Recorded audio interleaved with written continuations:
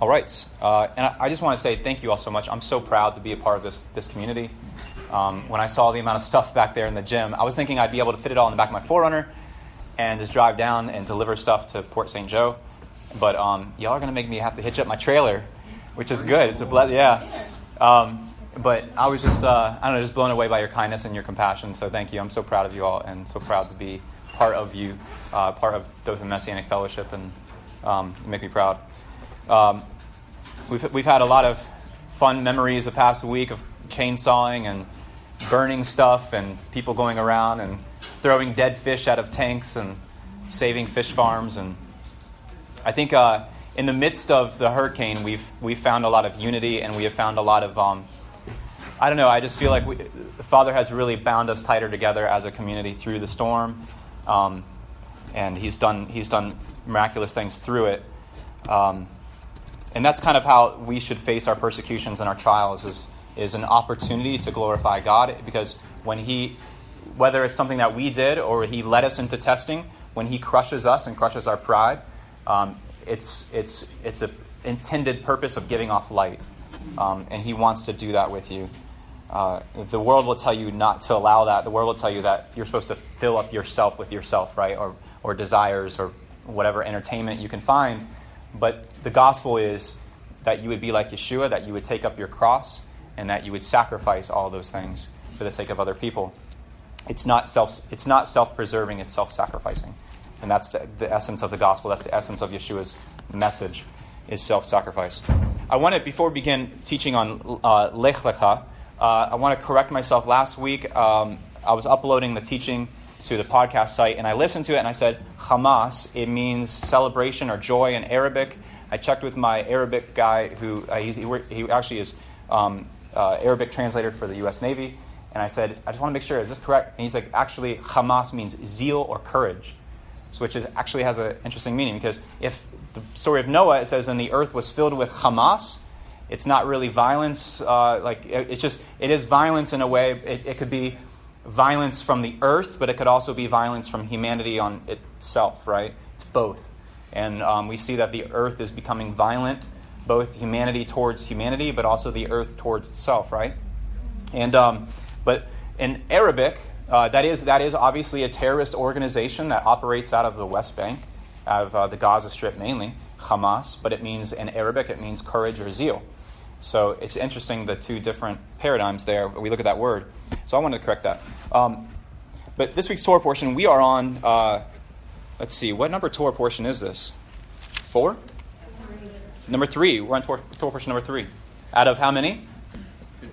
54. Yeah, I'm going to drill that in, you guys. 54 Torah portions.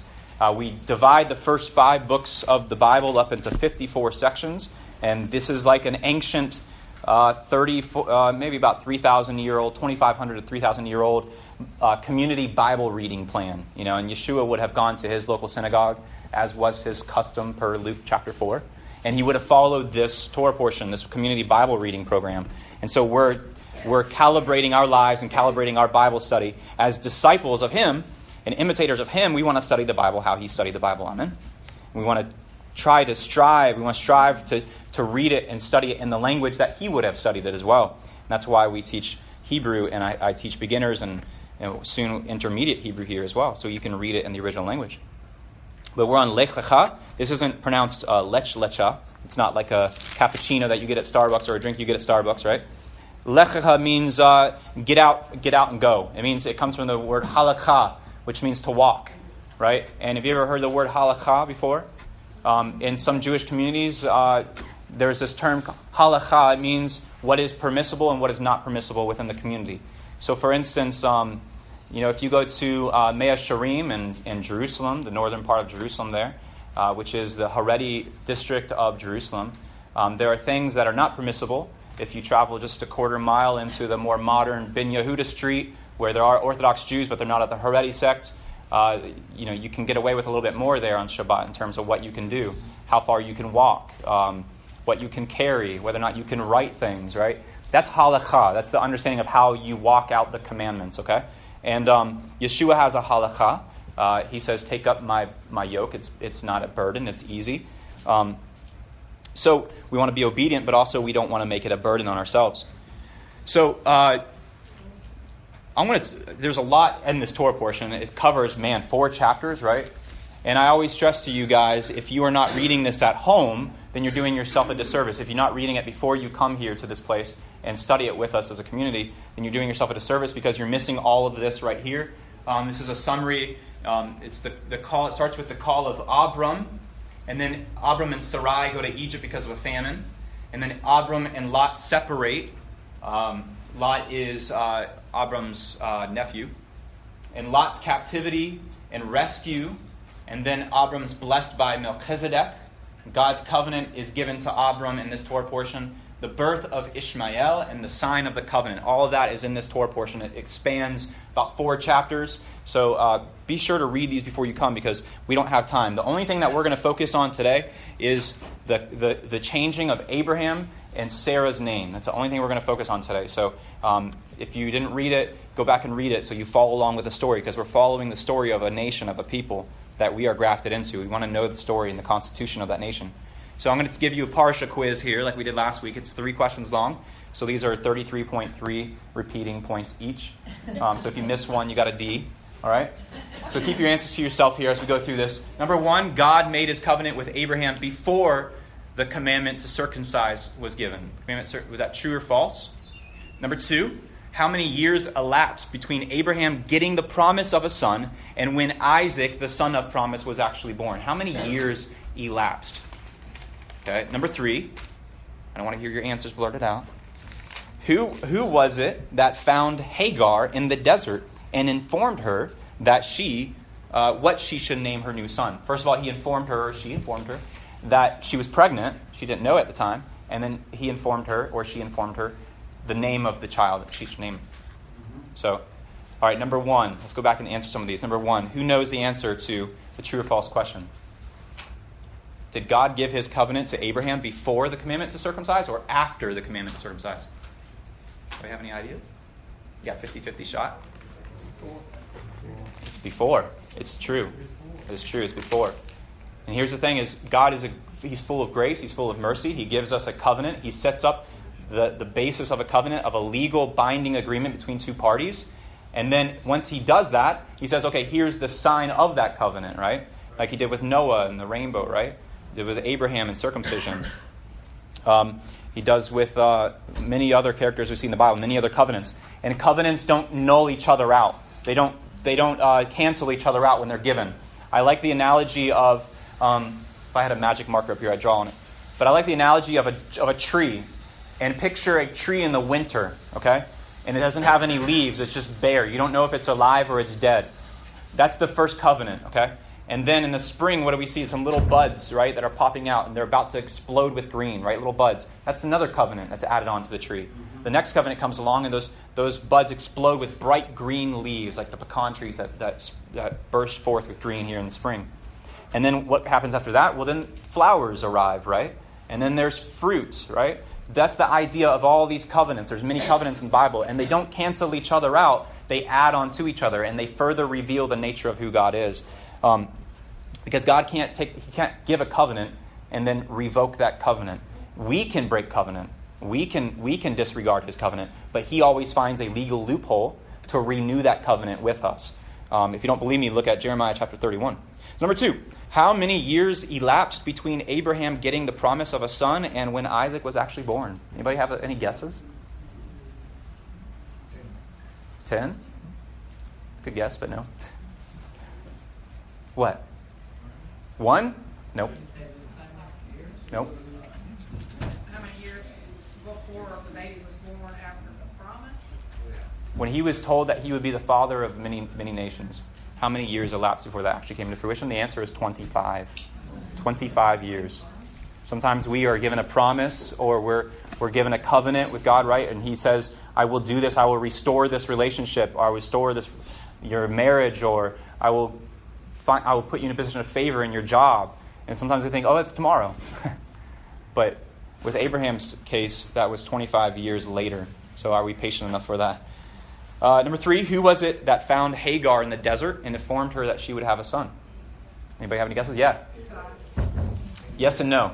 Well, I said the angel The angel of the Lord, yeah. It says God heard her cry, and then it said the angel of the Lord. Yeah, that's a really interesting story if you go back and read that story, because it has very interesting language. It says God heard her cries, and the angel of the Lord approached her, and then she names her son, and she renames that place. She said, where the Lord God speaks to me and sees me.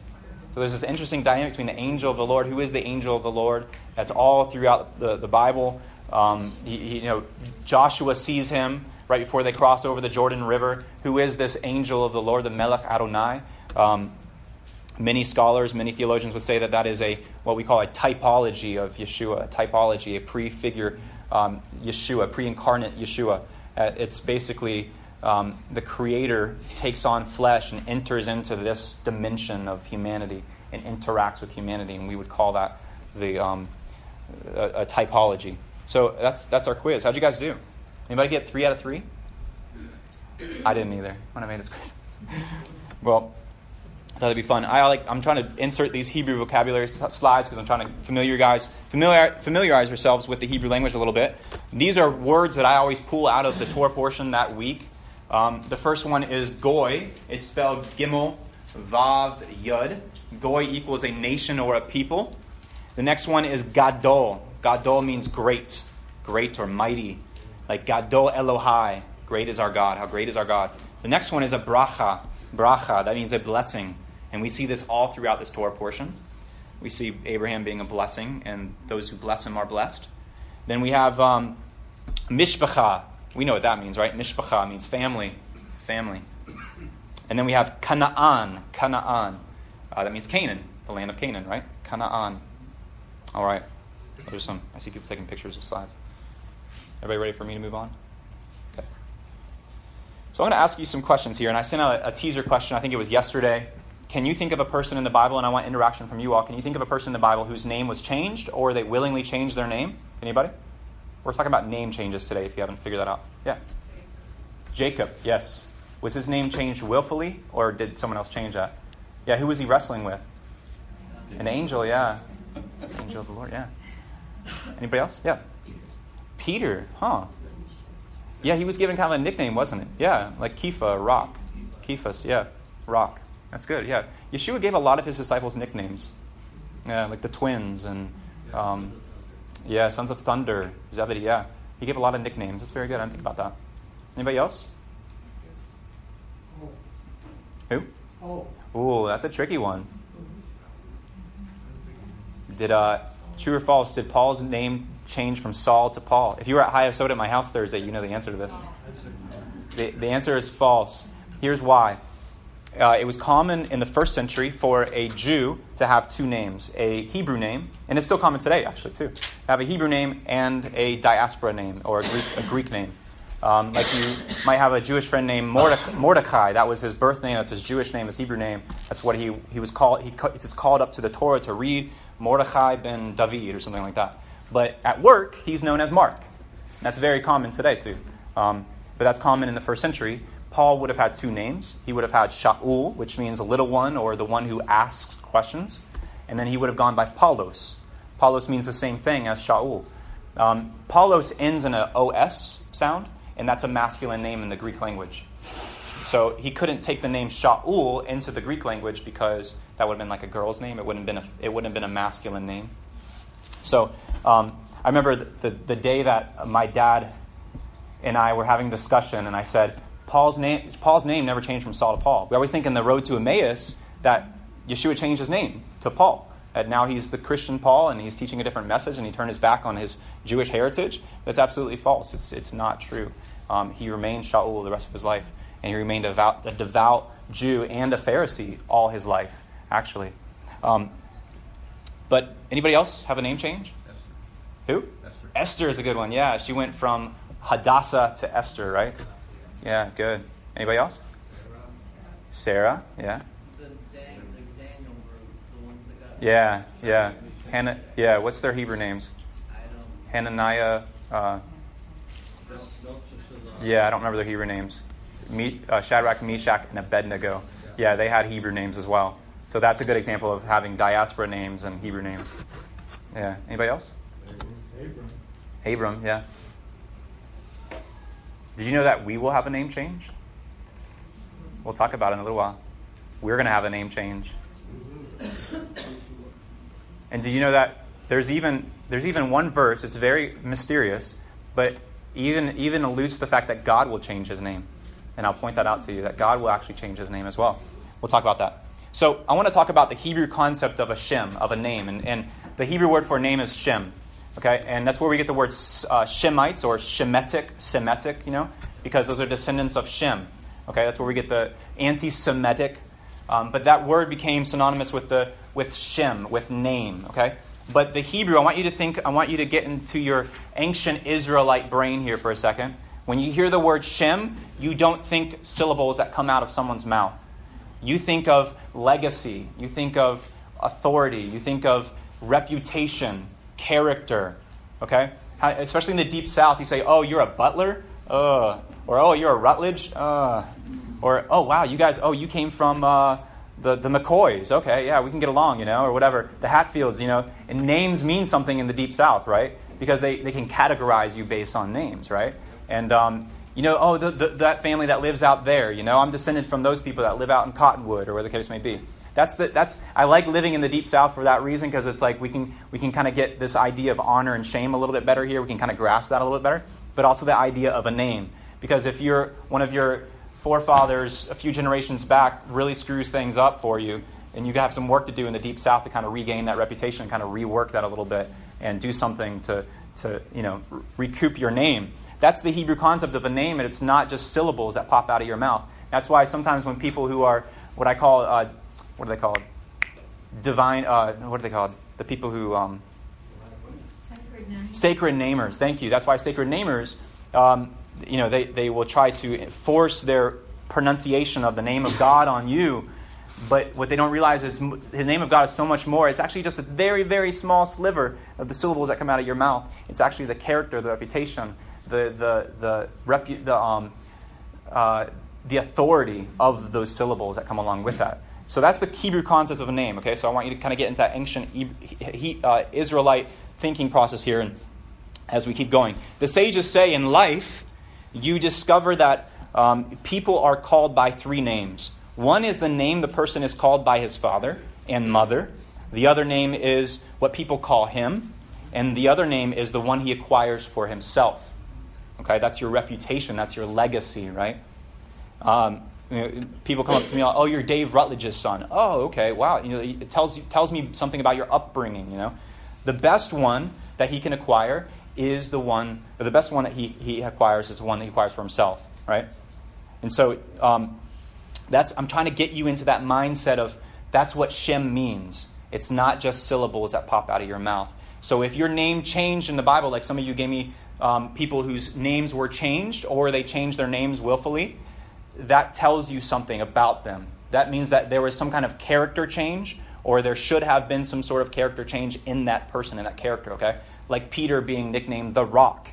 And then Yeshua says, on this rock I will build my church. He's saying, on you, Peter, yes, but also on this rock of believing in me as Messiah, I will build my ecclesia, my congregation, my community. And so names are supposed to change who you are. They're supposed to... Does anyone know the meaning of their name in here? Yeah, May?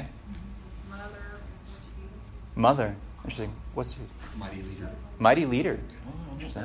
Yeah, yeah. Glenn? That means calm and peaceful, countenance, and slow to rise. Yeah, I kind of sensed that from you. Yeah, Lisa. God's oath. God's what? Oath. God's oath. Interesting. So those who answer the question, does your name, does it affect what you think about yourself? I mean, you're in management. You have a calm demeanor. I mean, that's you're very motherly. Like you're very just compassionate and gracious person. Like I don't know, names do shape you. Sometimes they don't, but they do shape who you are. And I think that we undermine the value of a name sometimes and what you acquire. I want to turn your attention to Genesis chapter 17. We're going to zoom in on just a couple verses today. Genesis chapter 17. In verse 1 through 21. 17, 1 through 21. As I take a swig of water.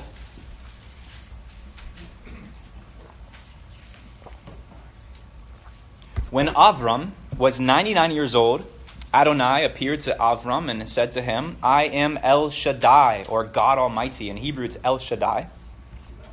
El Shaddai, walk in my presence, and I will be pure-hearted. And be pure-hearted, sorry. I will make my covenant between me and you, and I will increase your numbers greatly. Avram fell on his face, which is the appropriate response when God speaks to you. And God continues speaking with him. As for me, this is my covenant with you. You will be the father of many nations. Your name will no longer be Avram, or exalted father, but your name will be Avraham, or father of many. Because I've made you the father of many nations. And Abraham at that point is looking around saying, like, okay, where? 25 years later, maybe.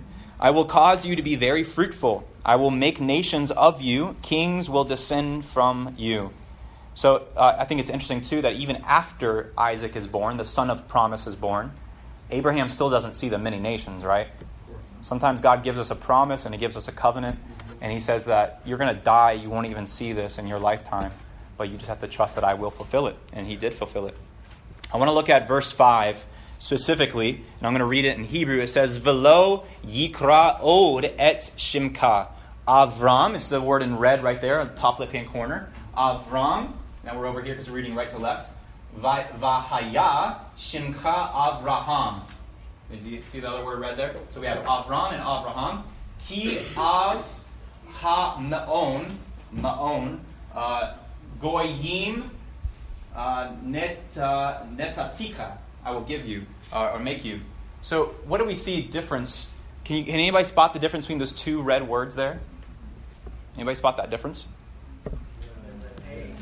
Yeah, it has a hey in it. Some of you Hebrew scholars, you determine that there's an extra hey in Avraham, right? And that's absolutely correct. Absolutely correct. Good job.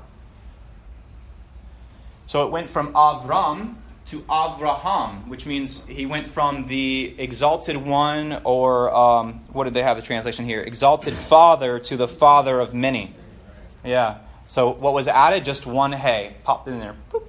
And it changed everything about his name. Now he's the father of many. Okay? Let's go to a different verse now. Verse 15. Skip down there with me. God said to Avraham, as for Sarai, your wife, which means like mockery or discord, or the one who is frowned upon, you are not to call her Sarai or mockery. Her name is to be Sarah, princess. I will bless her. Moreover, I will give you a son by her. Truly I will bless her. She will be the mother of nations. Kings of peoples will come from her. And at this, Avram fell on his face and laughed, which is not the appropriate response.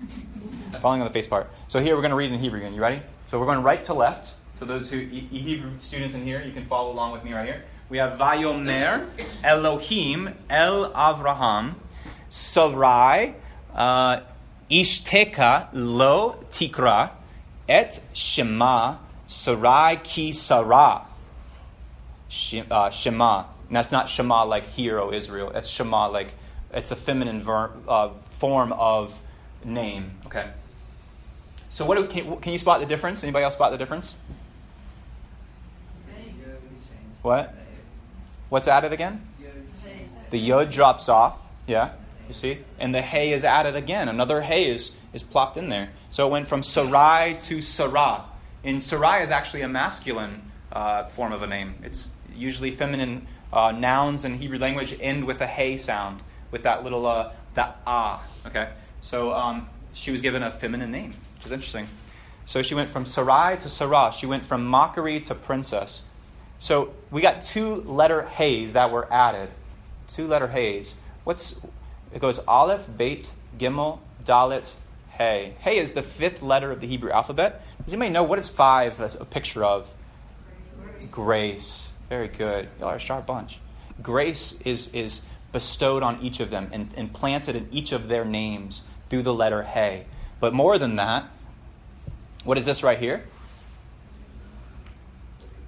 This is what's called the Tetragrammaton. This appears 6,820 times in the Hebrew Bible. This is the name of God. And it's 4 letters, Yud, Hey, Vav, and Hey. And you see what's in red right there? There's our 2 Heys. There's our 2 Heys. We found them. So not only is he bestowing grace and imbuing grace into their character, who they are, he found them and he called them out of idolatry. He called them out of just living in this city that's just steeped with wickedness and paganism. He called them out. He showed them grace and favor, and he put it into their very names. He inscribed it into their names. And then he brought them out of that city of idolatry and pagan worship and brought them into a place of wandering, which is a whole other picture of our lives and the process we call salvation. But yeah, he took an aspect of his character, an aspect of his name, his reputation, and he put it in their names, okay? And the reason, if you're wondering, I put dashes in between there. If this ever gets erased or anything like that, it's a sign of respect. So I separated God's name up because I don't want to erase his name. I want to show respect to his name. And just in case my hard drive crashes or something like that, I try to preserve his name and never erase it. So when you come into covenant with God, he imbues a part of his renown, his character, and his righteousness onto you.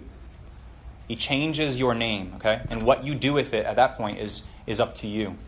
Whether or not you stay in that covenant or not is up to you, because he gives us the free will regarding that. Conversely, he requires we eliminate or cut any part of us which counters his covenant. You guys remember from last week, what's the Hebrew word for covenant? That was our vocabulary last week. I heard it. Yeah, brit. Brit. Brit literally means to cut something. And that's why we see the covenant of circumcision. It's the cutting. That's why we see Abraham having to walk between the pieces, right, of the animals. It's the cutting. With every covenant, there is a cutting of something. Okay? With every covenant given, there has to be a cutting, because that's what the word means. Just like your mother bore you in her womb. Everybody in this room was once in a mother's womb. Then we were born. And then what had to happen? Yeah.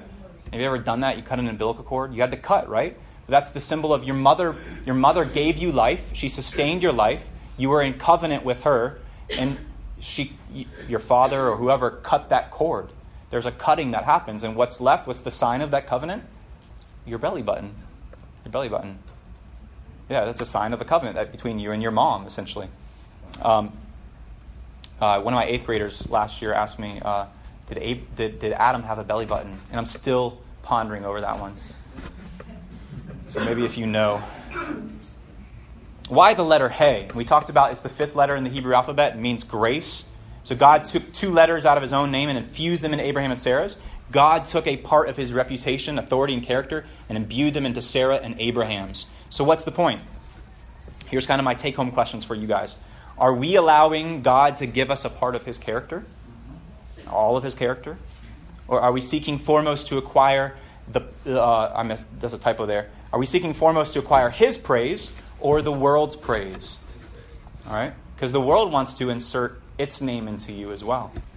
In everything that you say, think, do, what else? Allow into your eyes is either going to bring about tikkun or restoration or healing to this world, or it's going to bring about chaos.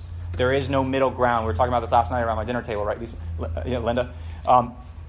There is no middle ground. Everything you say, think, do, or let into your eyes via media, entertainment, whatever, is either going to create and further chaos or further the restoration that God is working to bring about in the world.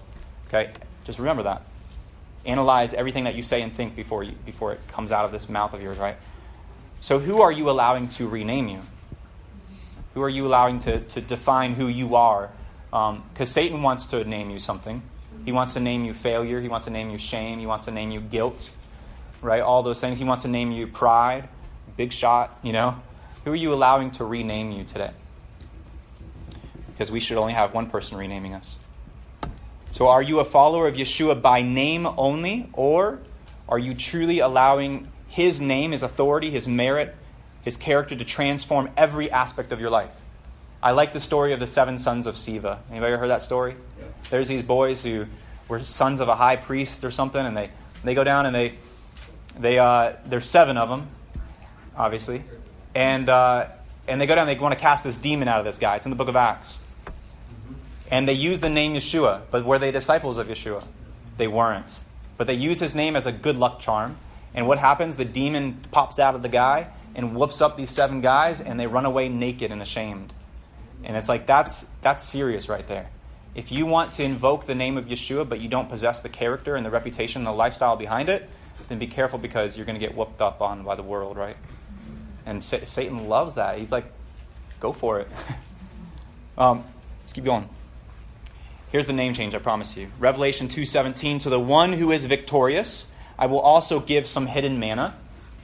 I will also give that person a white stone with a new name. So if not everybody will get a new name, not everybody will taste the hidden manna, just those who are victorious. And a new name written on it, known only to the one who receives it. Okay? Why a white stone? Does anybody know? Purity, yeah. During the Roman Olympic times, those who were competing in races and gladiators and whatnot, if they won a race or if they won one of those different competitions within the Olympics, they were given a white stone with a little inscription on it. And they were to use that as their trophy, but also their ticket into the celebratory banquet at the end of the Olympics. So that's the picture that John's drawing here, Yeshua is giving John, is that if we're victorious in our journey, our own individual journey of salvation that we call, if we're victorious in that, and we, to the very last day of our lives, or his coming, we do not forsake the testimony of our Savior, and he will give us a white stone, and he will allow us into the banquet. Right? It's a beautiful picture, right? And on that stone will be a new name. And I don't know what your name will be. It'll be a new one.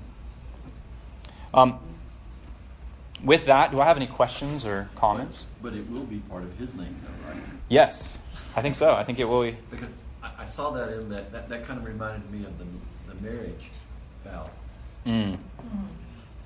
When you move into that covenant, Yeah. you receive a new name. Yep. Yeah, absolutely. That's the essence of marriage. Yeah, wives take on a new name, and they're stepping into their husband's reputation.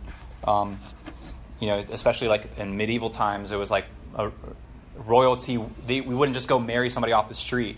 You would find someone with a good reputation. It was like a political thing, and you would marry them because, you're taking on an aspect of who they are. You're welcoming them into your family as well. So it's only logical when he renames us, he'll give us some portion of his name. Yeah, and we see a lot of the prophets. We see a lot of characters in the Bible who have a part of their name, like Yehoshua or there's Yeshayahu. There's tons of biblical characters who have a part of God's name built inside their name. Michael, Gabriel. There's just so many that goes on. So, any other questions, comments? Questions? Wow, it's quiet. No, quiet. So you know everything about this Torah portion already, huh? Well, it's not here. Explain how many years you said between Isaac. Your question number 2. Yeah, explain that. Okay. I'm trying to remember. I was researching this morning. There's it's 15 years. 15 years after he's told that he would be the father of many nations, the covenant is renewed. And then it's 10 years later that Sarah actually becomes pregnant. You can calculate it using their ages. So, yeah, you're welcome to go back and correct me if I'm wrong. But One on chapter 17 where he says this time next year you'll have a child named Isaac. Yeah.